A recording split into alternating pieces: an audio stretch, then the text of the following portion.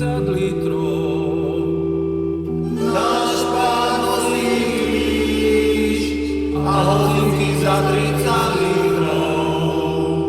Potom Pán zebral svoje CD, lámal ho na kúsky hovoriac, toto je moja hudba, ktorú teraz všetci zežerete.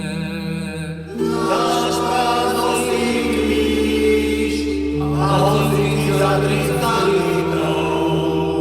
Potom Pán zebral víno a povedal, toto je moja krv, ktorú my už dlhší čas všetci pijete. A neveráci Tomi, ktorý zedol hudbu, sa opýtal Pána, prečo nepije. A on mu to komentoval týmito slovami.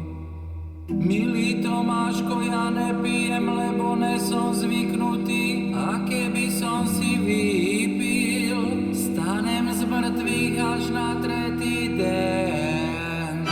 Náš Pán nosí kríž a hodinky za 30 litrov. Drahí bratia Aby sme pičite. a sestry,